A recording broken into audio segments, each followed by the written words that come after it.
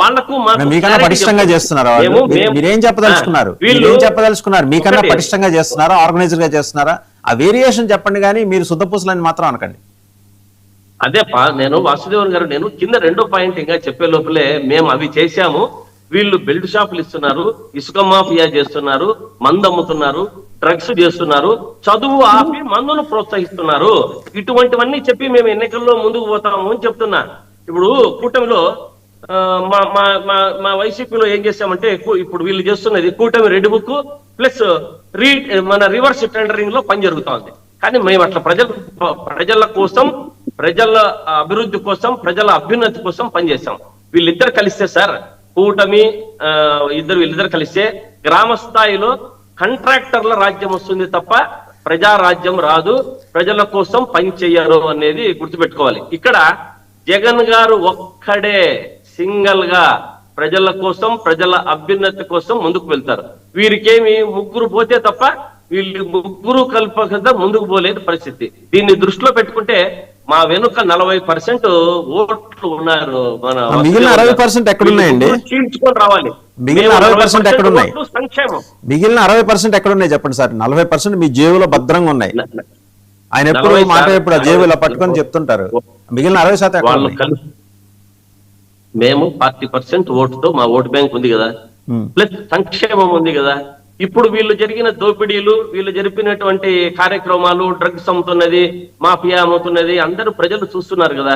కాబట్టి ప్రజలు చాలా వీళ్ళు అనుకుంటున్నారు మేము ఏమి చెప్తే అది నమ్ముతారు, మేము ఏది చెప్తే చంద్రబాబు నాయుడు గారు మెస్మరిజం చేస్తారు అని అనుకుంటున్నారు. కానీ వాళ్ళు అన్ని గమనిస్తున్నారు. ఎప్పుడు ఏ రకంగా బుద్ధి చెప్పాలో ఆ రకంగా బుద్ధి చెప్తారు అన్నది బాగా గుర్తుపెట్టుకోవాలి. 2019లో సార్ వీళ్ళు విడివిడిగా 2019లో విడివిడిగా పోయారు కదా, ముగ్గురు గెలిచారా? గెలిచలేదు.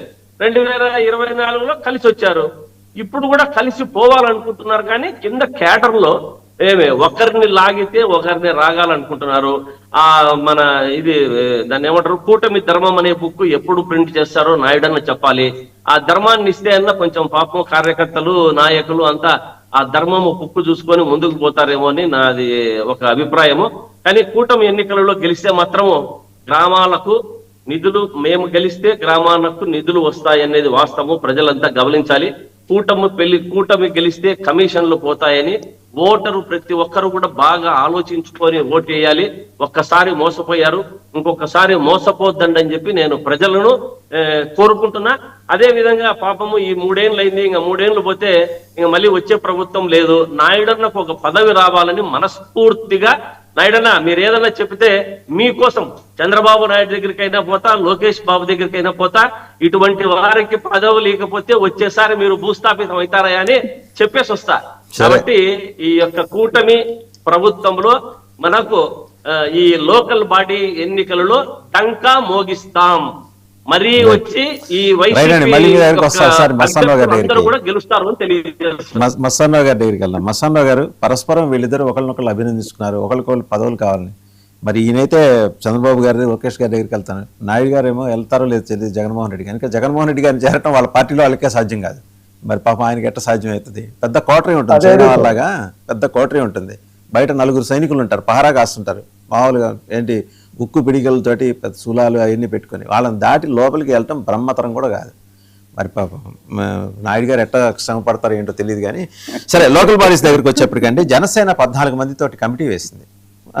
ఆశ్చర్యం అనిపించేది ఏంటంటే, అసలు వీళ్ళు ప్రొయాక్టివ్గా రెస్పాండ్ అవుతారా లేదా అనుకున్న టైంలో అందరికన్నా ముందు వీళ్ళే రెస్పాండ్ అయ్యారు. ఈ లోకల్ బాడీస్కి సంబంధించి ఎలా పోవాలి, కార్యాచరణ ఏంటి అనే దానికి సంబంధించి ఇట్స్ వెల్కమింగ్. అంటే జనసేన మీద వీళ్ళందరూ దుమ్మెత్తిపోస్తుంటారు కదా, వాళ్ళు ప్రిపేర్డ్గా లేరు, వాళ్ళకి క్యాడర్ లేదు, అదే అంటే క్యాడర్, ఆర్గనైజ్డ్ క్యాడర్ లేదు, సమంగా పోరాటం చేయడం దాని వాళ్ళందరికీ చెంపట్ల సమానం చెప్పారు పవన్ కళ్యాణ్ గారు. ఆయన కేరళ పాపం అనారోగ్యంతో బాధపడుతున్నారు. కేరళ వెళ్లే ముందు కూడా చికిత్స కోసం కసరత్తు చేయించి ఈ కమిటీ ఏర్పాటు చేశారు.